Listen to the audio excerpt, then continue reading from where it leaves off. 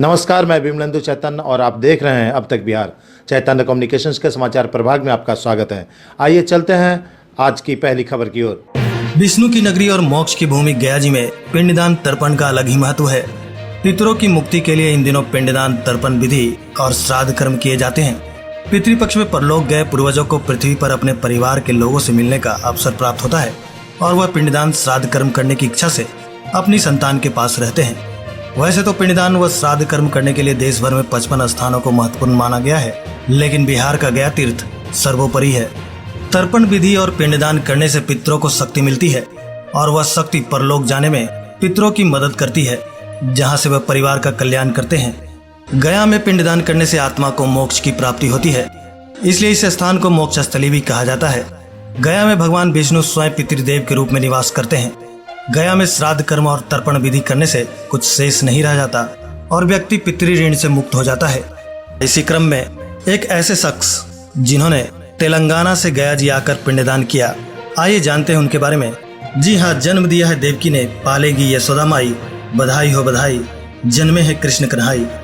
ये वाक्य बिल्कुल फिट बैठता है एक ऐसे शख्स पे जिनसे आपको आज हम रूबरू करवाएंगे, जिन्हें जन्म तो उनके माता पिता ने दिया, मगर उनका लालन पालन उनकी बड़ी बहन ने किया। आज उनके कर्ज को अदा करते हुए उन्होंने तेलंगाना से गया जी आकर उन सभी पितरों का पिंडदान किया। अपने जीवन के 70 वसंत देख चुके हैं, लेकिन आज भी जब वो अपने बचपन को याद करते हैं तो भावुक हो उठते हैं।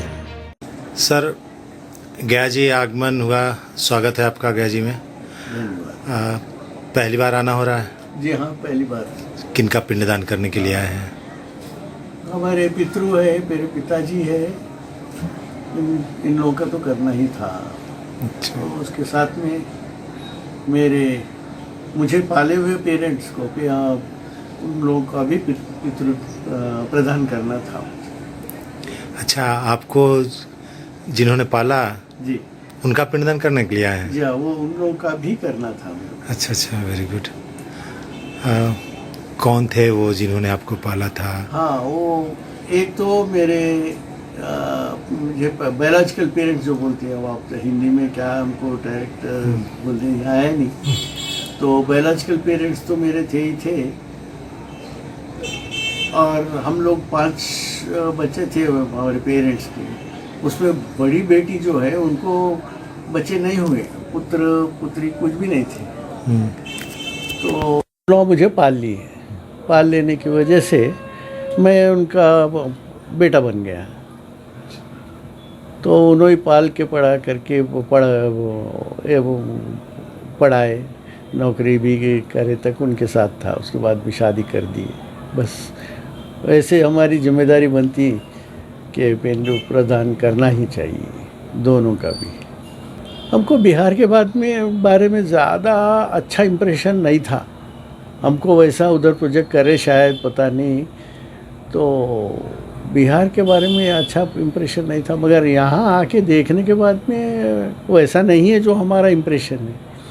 क्योंकि आप साउथ से आते हैं। हाँ, मैं हैदराबाद से आता हूँ, तेलंगाना से आता हूँ मैं, और पक्का हैदराबादी हूँ मैं। और मेरा जो पैदाइशी है इंडिपेंडेंस से पहले का है, थोड़ा तो निज़ाम इन्फ्लुएंस तो है ही है। तो मेरे फादर भी इसमें मुग़ल पीरियड में, बोल तो निज़ाम के पीरियड में उनके मिलिट्री में काम करते थे। वैसा हमारे गोलकोंडा फोर्ट जो है उन लोगों का ये था, गढ़ था मिलिट्री निज़ाम का। मिलिट्री पूरा वहाँ रहता था, हस्तबल भी था वहाँ पर, घोड़ों का। बहुत ही रिच किंग थे उन्होंने।